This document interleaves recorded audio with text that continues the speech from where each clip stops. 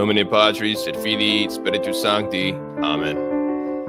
Ave Maria, gratia plena, Dominus tecum, benedicta tu in mulieribus, et benedictus fructus ventris tui, Iesus. Sancta Maria, Mater Dei, ora pro nobis peccatoribus, nunc et in hora mortis nostrae. Amen. Nomine Patris et Filii et Spiritus Sancti. Amen. Through the prayers of our holy fathers, Lord Jesus Christ our God, have mercy on us and save us. Amen. Brethren in Christ, laudetur Jesus Christus. In secula. This is Timothy Flanders with the meaning of Catholic. You're listening to the Terror of Demons morning show, reclaiming traditional Catholic masculinity. Joined as always with co-host Kennedy Hall. How you doing, brother? Wonderful. How are you? Doing excellent. Here we are at Farmer's Hours on the eastern seaboard of the Americas. Yes. And Jesus is King. Welcome to the third week of Lent. We've got a number of excellent, wonderful saints this week. St. John of God is today. St. Francis of Rome. We also have the 40 Holy Martyrs of Sebast. One of my favorite stories. I believe there were Roman soldiers frozen to death in Armenia. Story. That's a good story. And one of them folded, and they were freezing, and one of the soldiers folded.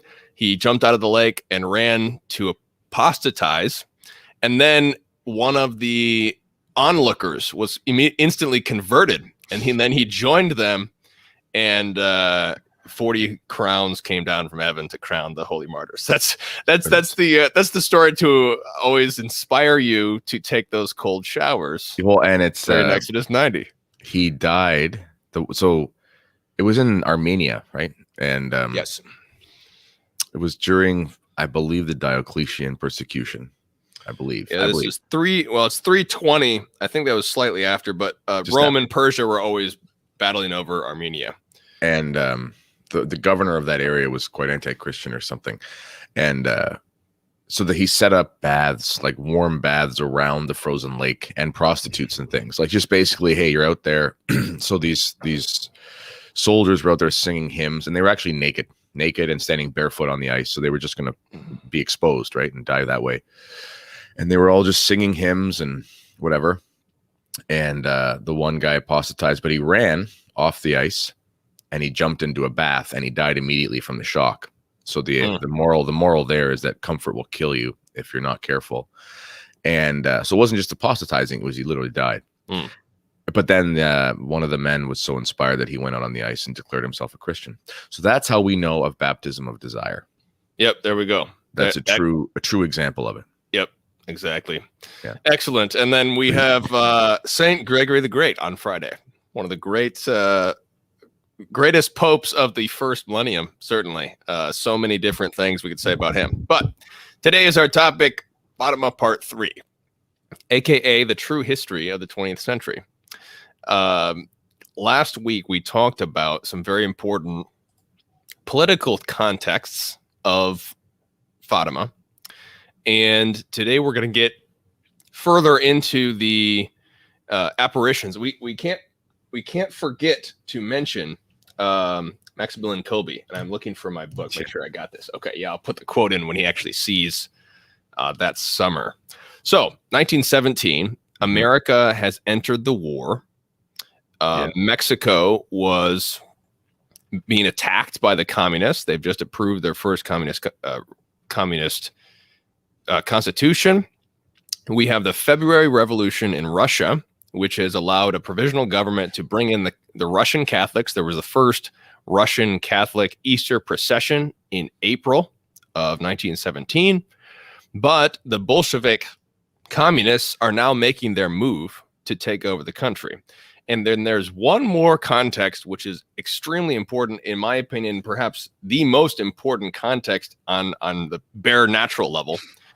And that is the creation of the teenager. Yeah. Is that 1917, eh? Well, it's not in 1917. Oh, okay. There wasn't a single date for the teenager. But I'm going to read from my primary source for this period, which is Father Lassance. Oh, wonderful. Father Lassance, in fact, this book was written in 1910.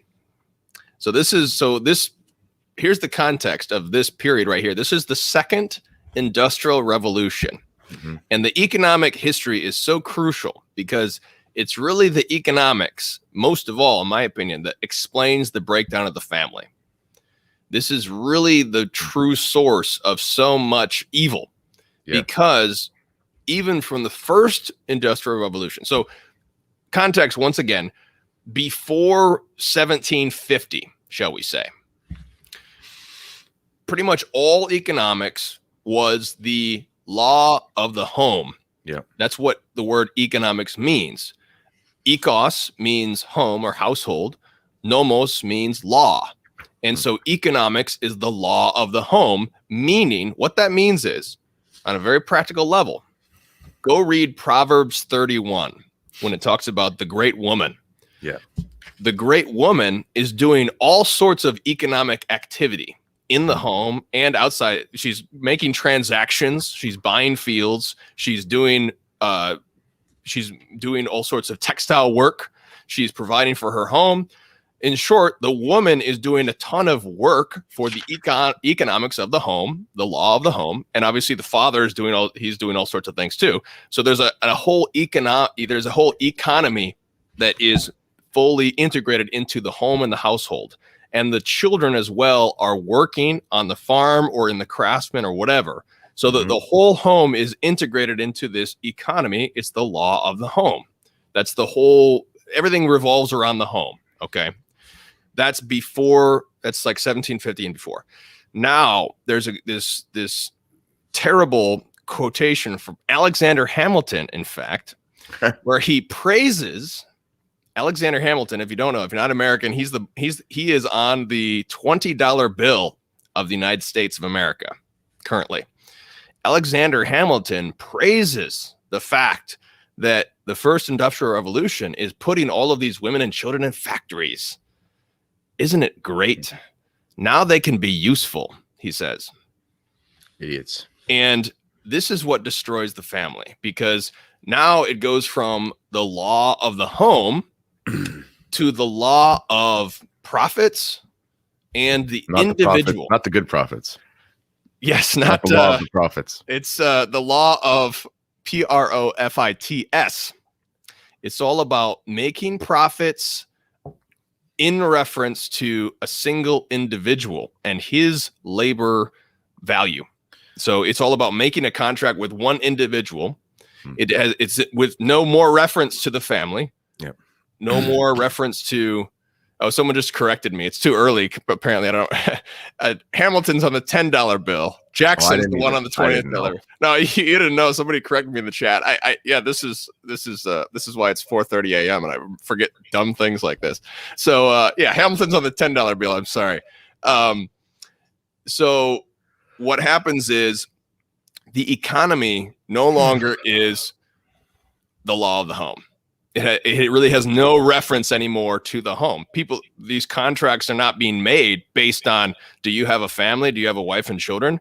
All these contracts are being made solely on your value as an employee, your individual value as an employee, and the profit that you can make, the wage that you can pay, you can work for. And the women and children are put into the factories. Now, in fairness, there is other factors involved with this too. There's a large population growth. All sorts of things are happening to cause this situation. But we can't deny that it is the economy. How many times have you heard an economist talk about the law of the home and how this affects households and families? Yeah. Nobody thinks about that at all.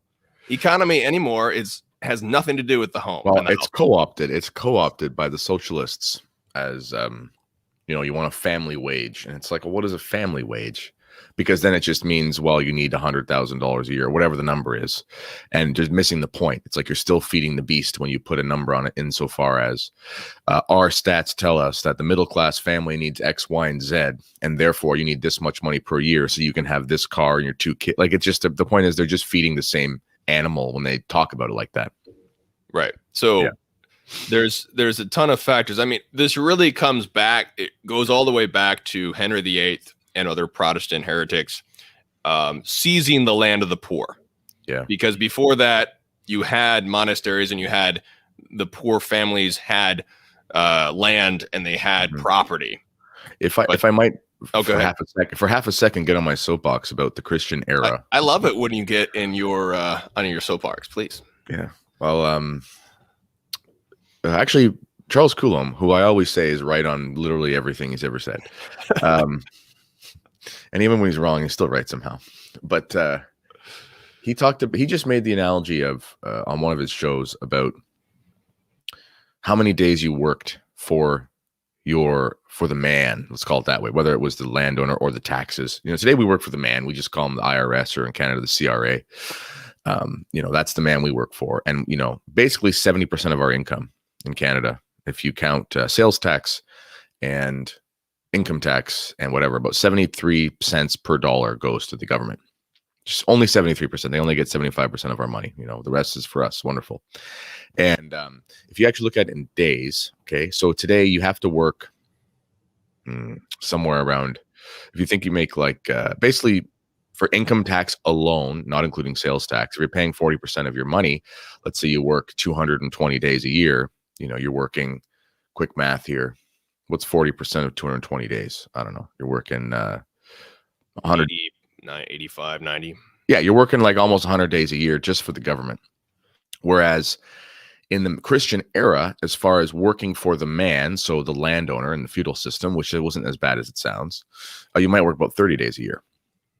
Because you had to help them with their harvest. That was the idea. So there was some work in the spring. There was some work in the fall, pretty much. And it was 2-3 weeks either side of it, a lot of work. And then the rest of the year, you could work for yourself. And they had measures that were against basically you being exploited. So people would sign 100-year leases. So people would say things like, oh, they don't own any land. Listen, do you pay land tax? If you pay land tax, you're still paying the man for your land every year. They didn't own the massive swaths of land that they could farm, but they signed a 100-year lease where the price could never be raised. So talk about a guard against crippling inflation. You pay the same price that your great grandfather paid before your grandfather was even born. Okay. And it was in the best interest of the landowner to keep that relationship with you because you couldn't work the land without you. Okay. And there was also a whole amount of other things that had to be dealt with. So if you read Hilaire Belloc's treatise on what his Christmas was like as a kid, it has a hangover of that system still. So basically the landowner was the wealthy family. They were required to provide for the feast days, which there were like 40 a year. Like we're talking, think of all the feast days you used to have. They were required to provide for your leisure, essentially. That was in France, right? That was his Christmas in France. That he was actually talking about in England. Okay. Well, that's good for them. They still had something there because this is the creation of elites versus nobles, because nobles have an obligation. Yeah. They've got wealth and they've got an obligation to use it for the good of, the peasant. Whereas the elite doesn't have that. And it was a reciprocal relationship. Yep. And it was a true hierarchy. It was like the real understanding of nobility, this idea that we look up to somebody. Okay. And there was social mobility. It was called marriage. Okay. That happened all the time. You don't think that still happens? I mean, what the heck is everyone interested in Meghan Markle and Prince? What's his name? I mean, that's just a silly version of moving up by marriage into the royals. But what was good about that is it guarded against the exploitation of the worker. Now, everyone will say, well, wasn't everything better? Isn't everything better now? Listen, when you actually look at the so-called improvements to our life, it's all technological. It's not because of the way that we live. It's because of the stuff that we have. So if you think about living in property ownership. Yeah, it's not property ownership. And even if it is property ownership, again, what do you own? You own your house that has a backyard. You can't produce anything. You don't you just own the walls. I mean, that's fine. I mean, I like my house, but you own the walls and you own the basement and you own the septic system, but you don't own anything that does anything. You just have a place where you live. You're less free, actually. You're less free. By that very thing. You don't have the means of production. You're less free. Power grids goes out, you're done. Exactly. Gas system goes out, you're done. Exactly. If the grocery store gets locked down, you're done. Yeah, but we were thinking about. I mean, I've said this before, but we love that. And I was reading my kids the Laura Ingalls Wilder. We love the Little House on the Prairie books and stuff. And I was reading that to my kids last night before bed, and And I was talking to my wife the other day, and I'm thinking, how stupid is our society? I said, my wife and I, we have dreams of, not in the cheesy Instagram way of going homesteading or whatever. I mean, in the sense of, wouldn't it be nice if we could just like live simpler? Okay, not off the grid, but just kind of go and have a small piece of land. And anyway, I'm looking at all these regulations on how it is to buy a farm in Ontario. And you got to pay out the wazoo anyway. But I'm thinking, I was looking at the value of crops versus the value of the square footage and all this kind of stuff. The value of the crops does not pay for the square footage. So the land, the stuff that you have to make on your land isn't worth the land. The only way that you now get land as a farmer in Ontario is you already have to have a farm, basically, that you've had through your families, and you have to have other things like animals and whatever that make the actual money.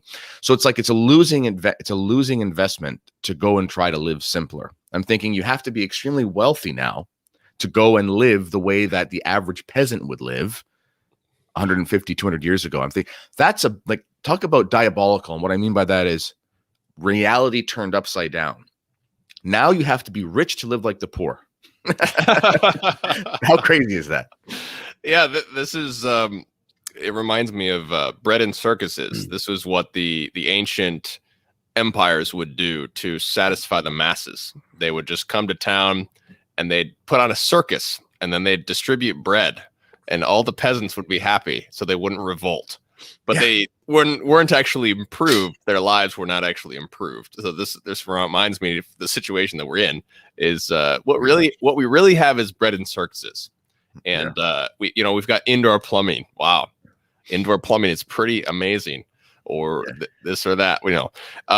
So, but to bring it all together, so essentially the economics goes from the law of the home to the law of numbers. It's all about the numbers. Are you making the numbers? The individual unit, the individual monad. Everybody's an individual. That's what economics is all about now. So 1910, we have the second industrial revolution, and the church has been trying to catch up with the first one ever since. They still haven't caught up, in the sense that, what I mean by that is everybody flocks to the city. The church can't even build enough churches fast enough to try to get everybody a priest, much less feed all the poor. So that's why you have Marxism, because Marx comes to town and says, hey, this is terrible. We need to just provoke all the poor to violence. That would be the answer. So they all get provoked to violence. So this just destroys so many families. And the way it works, so mom or dad, first of all, he then has to work outside the home, maybe an hour away by train or whatever, or far away, or wherever he's working. He's working outside the home. Now he gets money in his pocket, and all his buddy wants to go drink alcohol. So he goes and drinks alcohol, and he wastes all his money, becomes a drunk because he's already depressed because of the situation. He's lost his grandparents over at the farm or whatever. And so he's falling into alcoholism. He's falling into debauchery, prostitution, with prostitutes or whatever. So this is sparking the temperance movement. The feminist movement's already happening here since 1848 in America. Marx is pushing on the feminist movement. Liberalism, the American Revolution and the French Revolution both give birth to feminism. And then Marxism pushes feminism even more. And so there's this contest of power between man and wife, and especially because the woman has been dethroned from her regal glory. With the Marian cult has been destroyed by the Protestants. Women are attacked in their dignity, but now cut off from the Catholic Church, the only way that they can fight for their own dignity as a woman is by getting more power. And that's the lie that they're given, that they believe.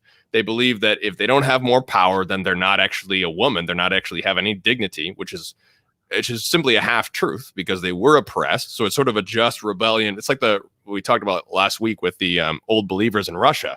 They were cut off from the Petrian Sea. They didn't know what to do. They were just trying to get at something that they knew was unjust. So I see the feminism the same way. They're trying to get after something that's unjust, but they have no means by which to restore the justice. And so they just seek power. And that's what feminism is. So all of this is happening when, guess what happens? The children get forgotten in all of this. And the children eventually start to grow up, and the economic situation allows them to grow up and be neglected. So before this, a child was either a child or an adult, period. There was never such a thing as a teenager until this period, 1900, 1910, 1920. Because if you were a child, you were being raised to become an adult. And if you were, 13, 14, 15, 16, so a so-called teenager today that we consider a teenager, you were working for your father. Yep. You were working on the farm. You were helping your mom, doing whatever it was. You were working very hard, or you could be being educated or being trained or apprenticed or whatever, but you're becoming an adult. You're right on your way to becoming an adult. Now, this is the period where these children become neglected, and it may not be willfully either. It's just the economic situation. Again, it's not the law of the home anymore. It's the law of profits and numbers. And so the children are neglected. And I'm going to read this. Here's the source from Lasant's 1910. He says this. This is the creation of dating. He says, I'm reading from the Young Men's Guide, page 479. He says, 2 young persons by nature most frail meet frequently in the twilight or the dark in solitary places. He says, what I condemn, what every Christian must condemn, are the courtships without references to marriage, the intimacies protracted for years, the visits where the young people are together for hours and alone. This is 1910, everybody. And this is the creation of dating. This is where young people do what young people do, which is natural for them to do when they're 13, 14, 15, 16. This is what young people naturally do. That's why there was a system of courtship before this time, which is where allowed them to seek marriage with someone and do it in the context of the family. And Kennedy, as you've pointed out, this type of thing was happening in the village.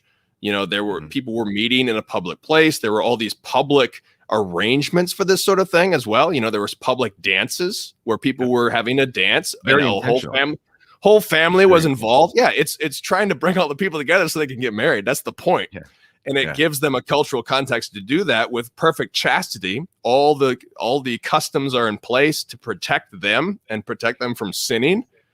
And this whole process that's been going on for centuries is completely destroyed by these industrial revolutions, because it takes them out of their context, out of their culture, destroys the family. This is really the creation of the nuclear family. Before this, nuclear family didn't exist. It was grandma and grandpa were also intimately tied, but now it's just the nuclear family.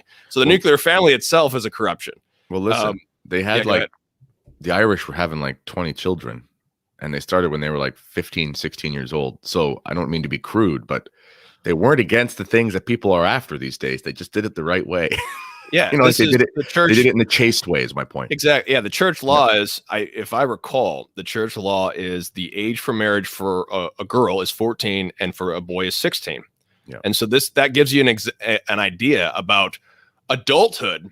I mean, this is adulthood. Yeah. These quote unquote teenagers are becoming adults, period. They were much more mature.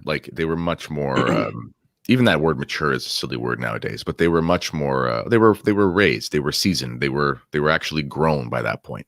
Yeah, and they're doing a job. This is all in this bigger context of the extended family and the village culture. And so all of this is destroyed by the industrial revolutions. And so now we have this context of the creation of the teenager, which really becomes really enabled, especially by the automobile, which allows them to drive somewhere else by themselves and go off alone. And this is where what Lasant's has pointed out. This is dating. This is just fornication. Let's just be blunt. It's not courtship. It's just going off to fornicate.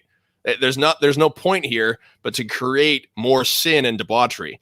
So this is the start already of the first sexual revolution, which is going to flower in all its ugliness directly after the First World War. So here is all the context here, and this is such a crucial point. The first sexual revolution happens in the 1920s, and this is really what creates the whole situation, eventually leading to the second sexual revolution, the one you've heard of, the sexual revolution in the 1960s. So with all that in mind, let's go back to Fatima. So You want me to pull up the apparition quotations? Yeah, sure. Okay. So take us to Fatima, Kennedy. We've got, let's see, let me pull this up. Sure. Yeah. So 1917, first apparition, May 13th. And let's scroll down a little bit more. That's the angel's visitation. There you go. Okay. So there's the first apparition, May 13th. So the first of 6 apparitions takes place. And I recommend everybody read. I'm reading it. I should have brought the book with me to my computer. It's actually an oldie but a goodie, written by Walsh is the last name. Thomas Walsh, I believe. And it's a most amazing book. Sometimes in the Fatima message stuff, we can get lost in the weeds as far as the, let's say, conspiracy of it, which there is a very real conspiracy, and there's a very real, it's a very muddy situation that needs to be understood as far as the health of the church is understood. But the actual piety and holiness of the whole situation can get lost. You know, you think about Juan Diego, and you think about Lourdes and things like, Bernadette, these wonderful saints, and you kind of fall in love with their love for Our Lady. That's easy for us to see, but for some reason with Fatima, I mean, definitely they're devotees to Saint Jacinta and those sorts of things. But I think because we are living through this weird Fatima conspiracy, that we get almost lost in it, like it's a conspiracy. Okay, so to quell that, because if you're into Fatima and you're into the message and all that, but it's just how should I put this? It's like, it's not something that helps your spiritual life, then I think that there's a problem there. So I recommend reading this book by Walsh. And basically he goes through the life of Sister Lucia and things. And I was reading yesterday about her approach to Holy Communion, and how in the village, it was, well, around that time, it was custom to have Holy Communion around the age of 10. And Sister Lucia's mom, she was actually literate. She could read. So she was the catechist, basically. And for 2 years before the apparitions, even in 1915, Sister Lucy, she actually saw the angel basically prefiguring, and was ridiculed for it. You know, she was praying out in the fields and things like that. Just an extremely pious family. I mean, like the holiness of these little children. I mean, they really were saints, and it's no wonder that Our Lady appeared to them. And but she wanted to go to Holy Communion, and she was only 6 or 7 years old. But her mom was literate, so she basically said, "Mom, I want to study. I want to learn the doctrines." They were very strict on what you had to know before you could approach Holy Communion. You might receive 2-3 times a year. And she went, and she was quizzed by her pastor, and he basically said, "No. You know the doctrines pretty well, but you're too young." She wept bitterly. I mean, so I'm just reading about this little kid weeping bitterly because they can't receive Holy Communion. And it broke my heart in a sense. I thought, oh my goodness, I wish we could all approach Holy Communion that way. And then she ended up receiving because a visiting priest was there. And he basically saw her, and everyone thought this priest was a saint. And he quizzed her again and he pleaded for her on behalf to the pastor to receive Holy Communion. And it talks about the first time she received, and basically this peace flooded her soul that she never had in her life. And anyway, so I urge people as we go through this to really fall in love with the actual spiritual nourishment that Fatima gives, as well as understanding the conspiracy. But it needs to be understood in the first sense. Otherwise, it's a waste of time, in my opinion, because you'll just become, it's not just a news story. It's my point. Okay. So yeah, great words here, especially very important. Yeah. And both sides can lose that. The side that argues for the position I believe can do that. And the side that argues that everything was hunky-dory after 1984 can do that as well, because they sort of forget about it. You know, it's like, oh, it's done. It's like, it's not just about being done. It's about the act. They're saints. Okay? Anyway, so Our Lady appears. Okay. And this is the first apparition. And this one basically is showing everyone that she's from heaven. This is sort of, I'm Our Lady and I'm here. And it gives the basic overview of what she's going to expect of them. So I'm just going to pull up mine here so I can read it as well. I have it open right here. And so this is where she appears, okay, the first time. And if you read the context of how this happened, it really is quite an amazing piece of land that they were at. So I recommend reading more on that. So Basically, Our Lady comes and she says, "Do not be afraid." And she said in a low musical voice, as it said, "I won't hurt you. Do you wish to offer yourselves to God to endure all the suffering that he may please to send you, as an act of reparation for the sins by which he is offended, and to ask for the conversion of sinners? Then you will have much to suffer, but the grace of God will be your comfort." The age of these children, Saint Jacinta is about 6 or 7. Forgive me, Fatimists, if I mess up those ages. Francisco is about 8 or 9, and Sister Lucy is about 10 years old. So this is, Our Lady, who is the mother. I mean, she knows what we need, and she's talking to the children and talking about suffering. So that should be something for us to remember when we're raising children, that little children, no matter how small, they actually understand the faith almost better than we do, in a sense, and they can hear those things like sufferings. As she spoke the words, "The grace of God," the Lady opened her lovely hands, and from the palms came 2 streams of light so intense that it not only enveloped the children with its radiance, but seemed to penetrate their breasts and to reach the most intimate parts of their hearts and souls. What is that? Well, that is, in the opinion of those who interpret the apparition, that is basically looks like the miraculous medal. Okay, so this is one of the reasons why we know this apparition is true, is because it has continuity with previous apparitions. Okay, it's not a standalone thing that is not related. And if you look at the miraculous medal, what does that theologically tell us? Well, it tells us that Our Lady is the mediatrix of all graces. I don't believe that's been dogmatized, one of the Marian dogmas, but nonetheless, that's a holdable opinion of the Church, and that's another representation of that, where the actual grace of God, in a sense, is coming through Our Lady and penetrating the souls of the children. Which, as you see how they live in the apparitions succeeding that, basically they become very, very holy, which again attests to the truth of the apparition because of the fruits of it.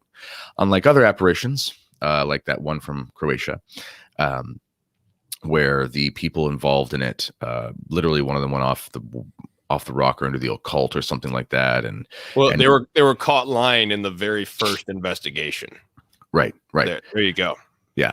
And as you go through these apparitions with Fatima, you actually find, if you were like a detective, you would be completely, and actually some people have come to Fatima that were investigative reporters, because they were so astonished at how the whole operation took place, like separate, as crude as it sounds, separating the children and questioning them very intensely separately. And coming up with the same answers, but not in a rote sort of sense. The way they spoke was differently, but it was the same testimony of each, which is, if you talk to someone who works with investigating, that's actually, if the story is the same amongst all of them, it sounds memorized. Oh, yeah. If the story is the same content, but different details, it's like, well, that's exactly, you saw it from different perspectives and you said your different things. So that's the first apparition, is on May 13th. So if we take anything away from that, it is basically just the beauty, the magnitude, the glory, the grandeur of Our Lady, and her being the mediatrix of all graces. And she teaches the children. And again, this has continuity with our Lord, because it's talking about reparation for offenses against heaven, against Our Lady, against our Lord, and then asking for them to have true devotion to this blessed sacrament. So, O most holy Trinity, I adore you, my God, I love you in the most blessed sacrament. Our Lady inspired them to get on their knees and to say this, and I believe that was something they'd actually learned from the angel. So continuities with the apparitions in 1916. Our Lady waited for them to finish, then she said, say the rosary every day to obtain peace for the world and an end of the war. Immediately after this, she began to rise serenely from the Azineta and to glide away toward the east until she disappeared. So, pray the rosary every day for an end to the war and for peace in the world. Now, Kennedy, where is the I ask pardon for those who do not believe, do not adore, do not trust, do not love you? Is that from here or a different Fatima apparition? I believe that's down the road. In Fatima, though? Yeah, I believe so. I might be mixing it up with the angels. Oh, okay. That might be the angel. Okay. Well, let's just do a quick Control F search here. Okay. I realized that Kolbe actually happened already in February as well. oh yeah. And sorry, yes. 1916, the first intercession of the angel. I beg pardon of you for those who do not believe, do not adore, etc. And that, Okay. that was right. Okay, good. Yes, and what do you want to say about Kolbe? Oh, I haven't found my. Oh, here we go. Okay, so here's Kolbe, Saint of the Immaculata, page 31. This is already happening. In fact, so while Fatima's happening, Saint Maximilian Kolbe is setting up his Knights of the Immaculate. So they're going to be the new. So as the Jesuits, who were the old soldiers of Christ, have been for centuries, they're the army of Jesus, literally. They're being corrupted by Teilhard de Chardin, God is raising up a new army of Franciscans, true Franciscans, led by Saint Maximilian Kolbe, and he's a military man. He was just like Saint Ignatius. I don't think he actually saw combat, but he wanted to become a soldier. But then God gave him the true crusading spirit, and what did it was the same year. Here's the testimony here of this book. The event which triggered an immediate need for such a movement of renewal of evangelization occurred in Rome, 1917. This is February. Right.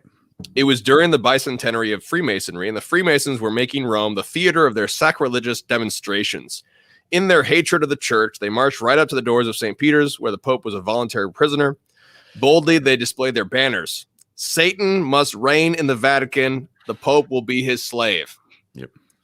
At that time, they were distributing pamphlets attacking the church and the Holy Father. The military blood of the young friar boiled.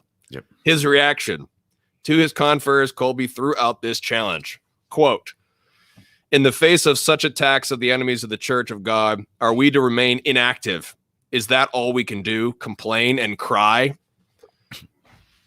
Side note, this is what we've been doing on the internet. Yeah. We've been doing this on the internet for the past, how many years, Pope Francis?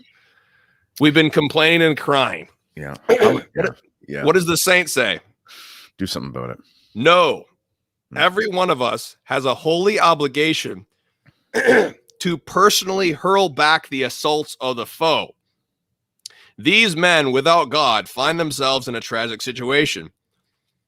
Such implacable hatred for the church and the ambassadors of Christ on earth is not in the power of individual persons, but a systematic activity stemming in the final analysis from Freemasonry. In particular, it aims to destroy the Catholic religion. Their deceits have been spread throughout the world in different disguises, but with the same goal, religious indifference and weakening the moral forces according to their basic principles. We will conquer the Catholic Church, not by argumentation, but rather with moral corruption. This is the sexual revolution that's about to take place. Yeah, and this is what Stalin said. There you go. Yeah, there you go.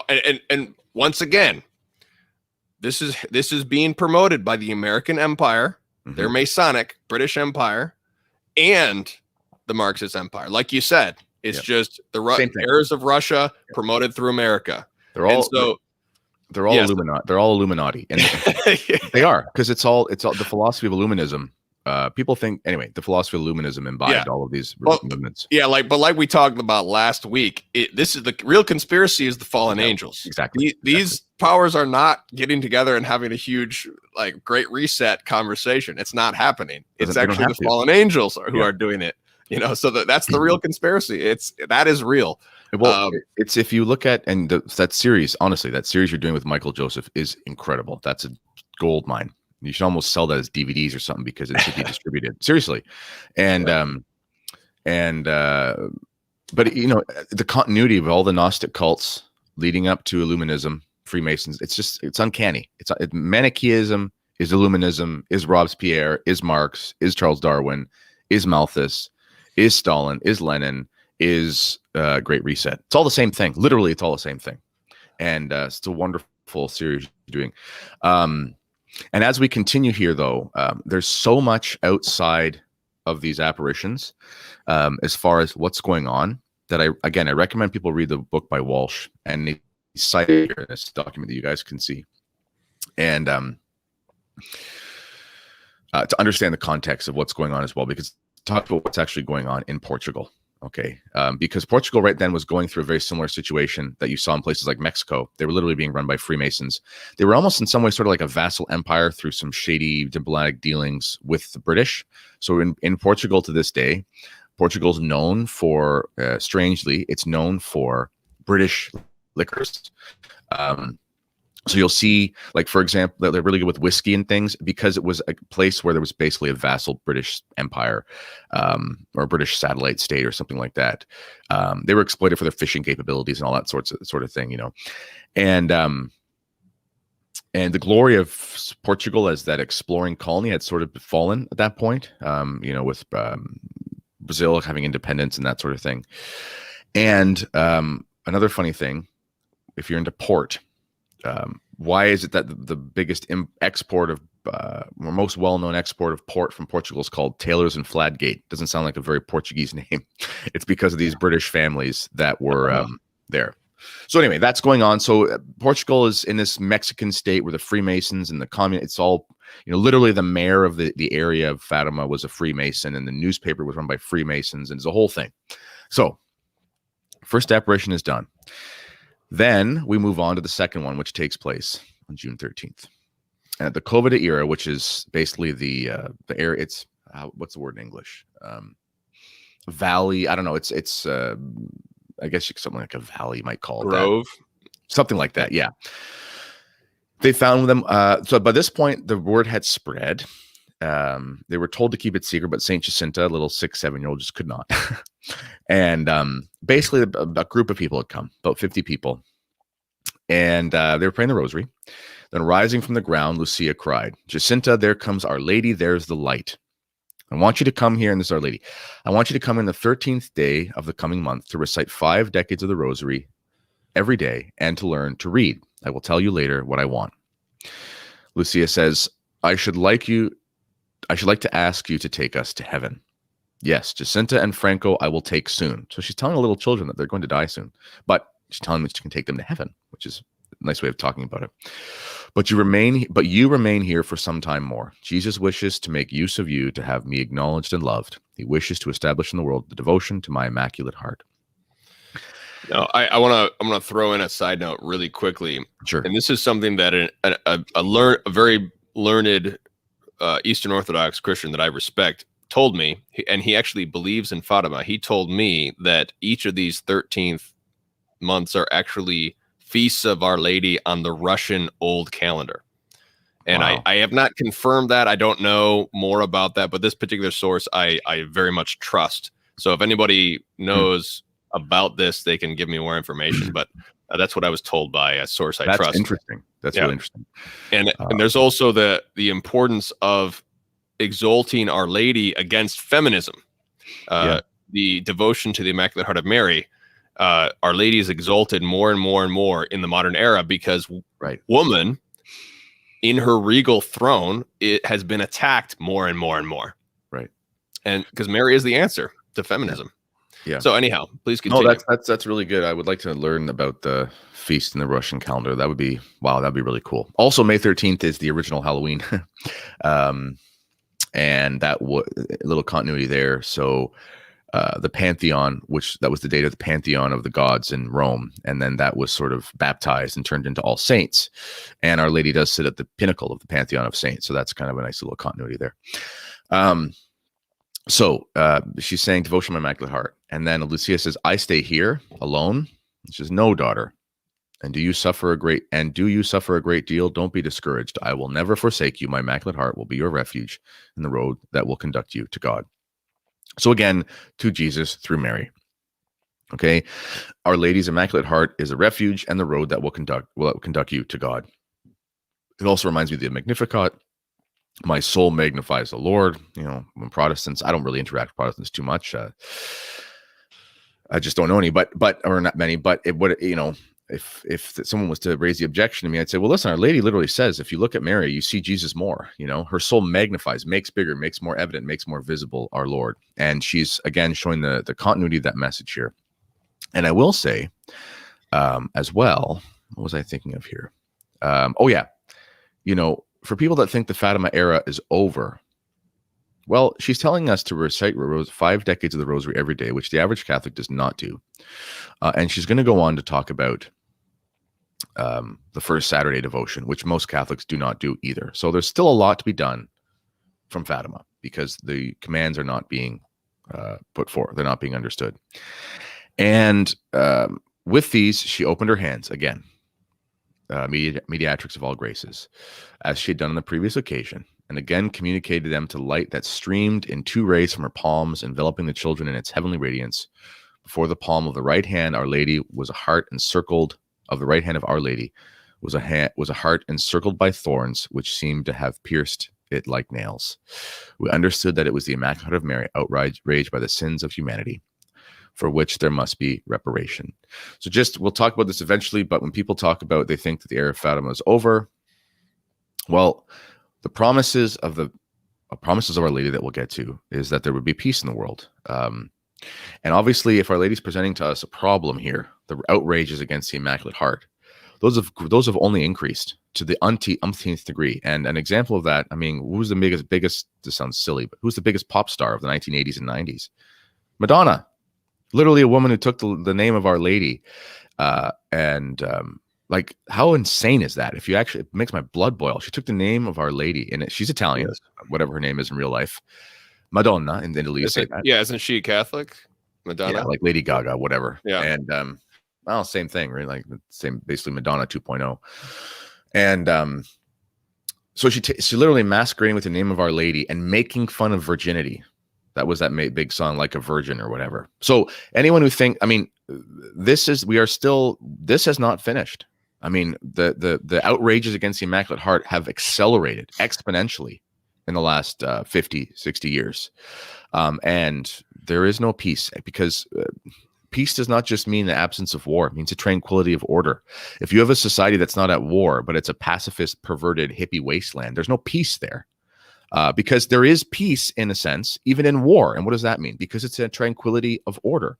So, if you have enemies, if you have heresies, if you have terrorism, if you have whatever the thing is that's threatening your civilization. Unborn Holocaust. Yeah. Right. Exactly. If you have that going on, the peaceful thing to do would be to reestablish order, which would mean to exterminate the evil. That's the orderly thing to do, is to get rid of evil. This is why, you have a lot to do in your life. You have a big to-do list. Peace does not mean you just lay there and think about it. Peace is you actually get to work. Peace is a very active thing, because it's the tranquility of order, the right order, ultimately in your soul, but in society as a whole. And Our Lady is basically telling us about what is against that, which is outrages against the Immaculate Heart. And the outrages have just accelerated. I mean, anyway, the fact Our Lady is not really used as a swear word very much in North America, thankfully. But the way that she is, anyway, it's just astounding. Yeah, this absolutely. This is, shout out to, there's an excellent book by Carrie Gross. She writes, it's called The Anti-Mary Exposed. And she argues convincingly that there is an anti-Mary, just like there's an anti-Christ. There's an anti-Mary. There's a spirit of anti-Mary. And it's totally evident, as you pointed out, with one of the most disgusting pop culture instances. That reminds me of the propaganda of Queen Elizabeth I, the Virgin Queen. Mm-hmm. That was the only way they could get the good English people, Our Lady's dowry, to go over to the Protestant side, was by creating this grotesquerie, mm-hmm. which was simply a mockery of Our Lady. Yep. Propping up this heretic queen as some sort of false virgin. A virgin man. And that's what we've been talking about in the history of the occult, is that the occult uses these things to try to imitate as a false version. Now, I've even heard that there's a false Fatima too. There's a nearby apparition. Have you heard of this? I did not. No? Okay, I'll have to look into that. But one of the things I'm noticing here, Kennedy, is, and I think we should just try to wrap up at this point. We'll go on to the next ones next week. Yeah. When does the phrase "Heirs of Russia" appear? Let me think. I think it's in the July apparition. Oh, really? Okay. So, because one of the things I'm noticing here is that the problems, like you're saying, tranquility of order. In other words, justice. Yep. Yeah. Justice for the poor. Justice for the woman. Like we talked about, feminism is just a rebellion against injustice without any tools to actually correct the injustice. And so falling into error. And so July, woman needs her regal throne restored. That is an actual problem. And if our women, if our ladies, our wives are not given the honor that is due to them, they will fall into feminism, and they will fall into this whatever it is, you know. And our daughters, if our daughters are not given the honor and the protection that is due to them as men, you know. So it's very important that, you know, we can complain and cry about feminism, and many men do, but we need to first point the finger at ourselves. We're the ones who created feminism, because our fathers became effeminate. We were not treating women with the honor due to them. You know, if a woman is treated with honor and dignity as she is, as her regal throne, as, you know, with Mary in our hearts, she's not going to be carried away by all these false ideologies, you know. So that's very important. But one of the things I'm noticing here, Kennedy, is that the problem that the angel was identifying and that Our Lady is identifying is not communism per se. It's not Soviet communism at all. No. These are serious issues which are happening across the world. And like what we're talking about, these issues are going to be promoted by the American Empire and the Soviet Empire. Both. And as we go and talk about, eventually 5 or 6 episodes from now, at the pace that we're going, if we start talking about, you know, did the consecration take place? Our Lady never said the errors of the Soviet Union. She said the errors of Russia. So you can tell me all day long, oh, the Soviet Union fell in 1989. So Russia didn't fall. Like Russia is a nation of people. The errors came from the West, and they were spread through Russia. They actually aren't really Russian errors in that sense. But it was about Russia. It was about the errors attached to the spreading of the propaganda through the nation of Russia. Okay. Not the Soviet Union did not exist when Our Lady said this. It was still just Russia. So Soviet Union can rise and fall all you want. Governments can come and go, but the errors are still there. Also too, okay, think about the continuity of what the angel is warning us about in 1916. It's all about the Eucharist. It's all about devotion to the Holy Eucharist, the Blessed Sacrament. And then Our Lady is warning us about the errors, or the sacrileges against her Immaculate Heart. Okay, because they're one and the same insofar as, you know, there's that expression that having a child is like watching your heart walk around in another body. That's what mothers will say about their children, and that makes me think about the Holy Eucharist. So a sacrilege against Jesus is a sacrilege against Mary, and a sacrilege against Mary is a sacrilege against Jesus. You know, you can't separate the two if you really think about it. And that's how our Lord wanted it. He incarnated himself through her flesh. Now, not just in the secular realm, but in the church, these errors have spread. Okay, so if you think about what happened, you know, I mean, you and I are the same age. We don't remember the Second Vatican Council. We weren't alive, but a friend of mine was telling me a story. I mean, he grew up, you know, just before the Second Vatican Council and just after, and he's been going to the same parish since he was a child in the same city, and it was like a possession. It was like a diabolical disorientation, which Sister Lucy talks about, Sister Lucy. And I mean, think about going into a church in the 1960s, early 1970s, and just literally physically taking out statuary. Iconoclasm. It's crazy. And most of them were statues of saints. Okay. And many of them would have been statues of Our Lady. And they didn't, like, they're not all in museums. A lot of them were actually destroyed. You know, a lot of them were actually thrown away. So talk about acceleration of sacrileges against the Immaculate Heart. There literally would have been images and statues of the Holy Theotokos en masse all over the world, destroyed by clerics in the church. And so there's a lot in the beginnings of this apparition, and it basically tells us what we have to be warned against, for not just in the secular realm, but also in the church for the next 100 years.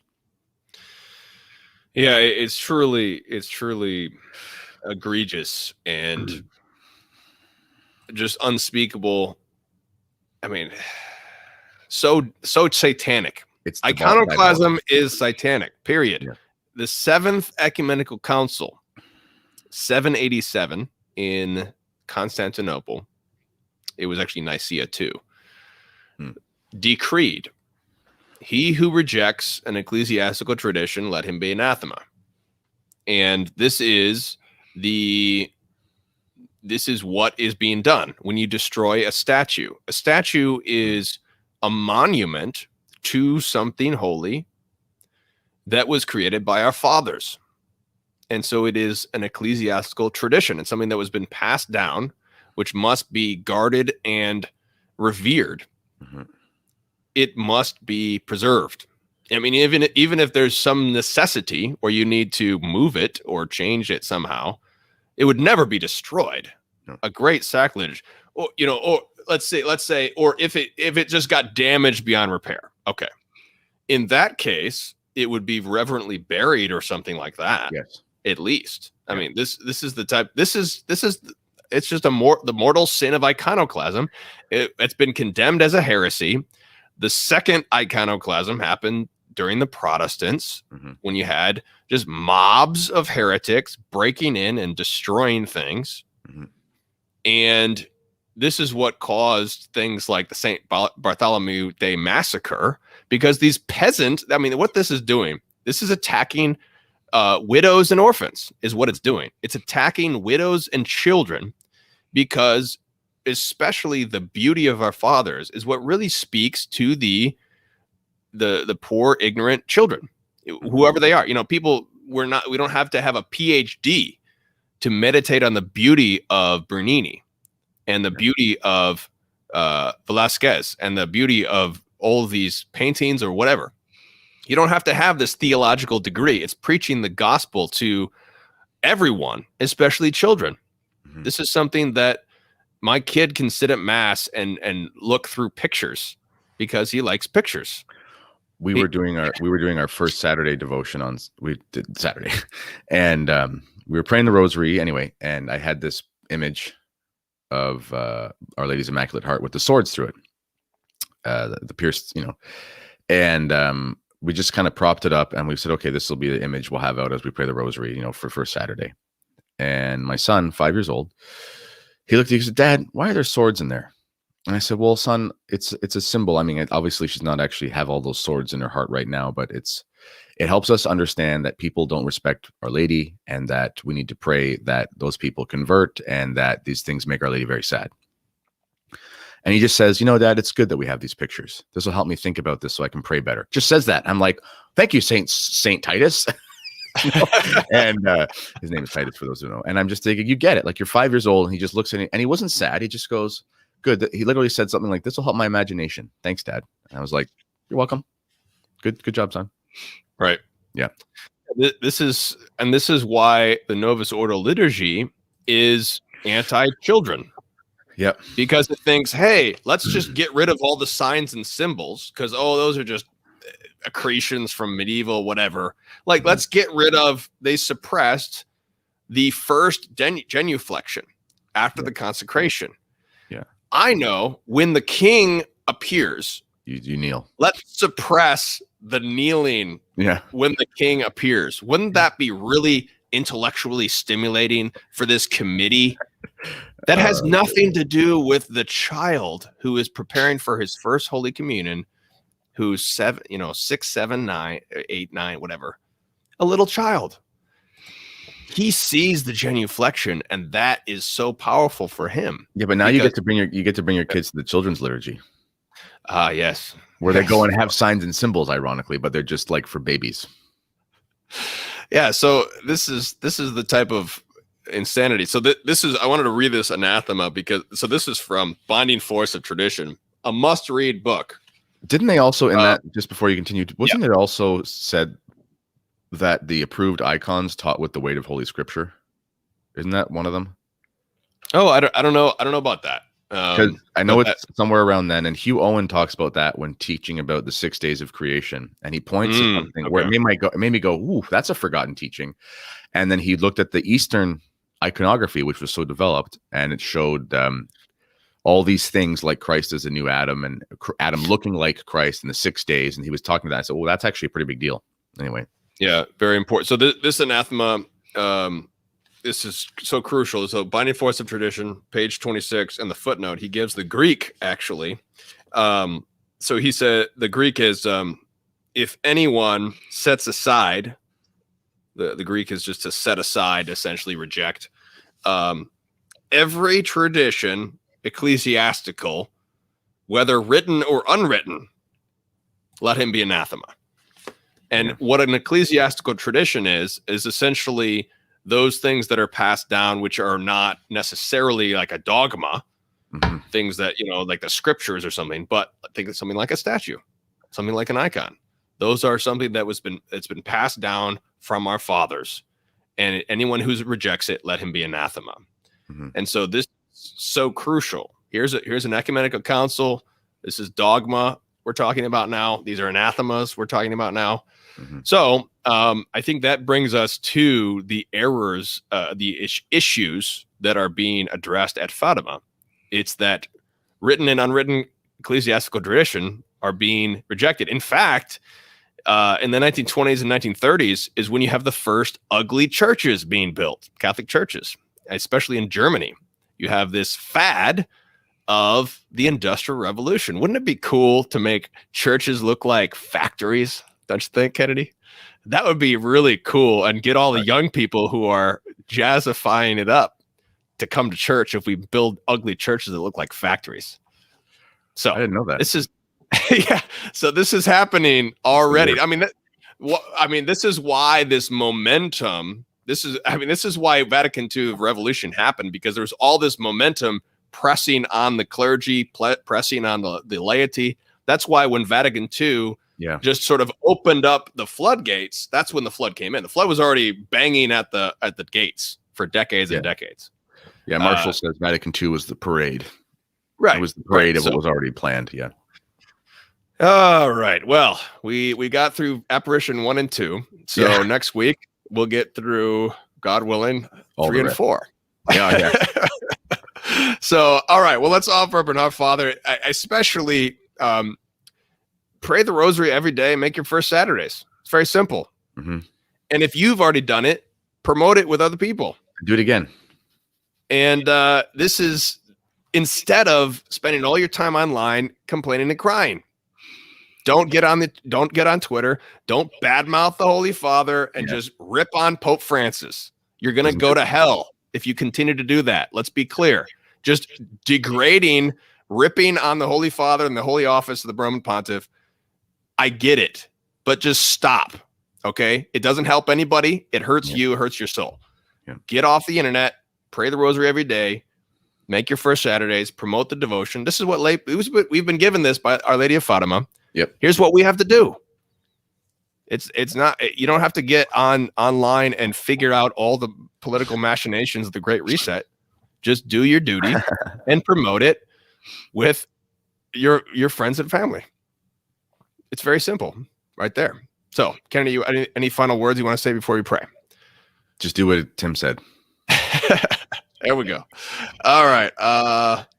Let me get Diego Velasquez up here. In nomine Patris et Filii et Spiritus Sancti. Amen. Pater noster, qui es in caelis, sanctificetur nomen tuum, adveniet regnum tuum, fiat voluntas tua, sicut in cielo et in terra. Panem nostrum quotidianum da nobis hodie, et dimitti nobis debita nostra, sicut et nos dimittimus debitoribus nostris, et ne nos inducas in tentationem, sed libera nos a malo. Amen. In nomine Patris et Filii Spiritus Sancti. Amen. Through the prayers of our holy fathers, Lord Jesus Christ our God, have mercy on us and save us. Amen.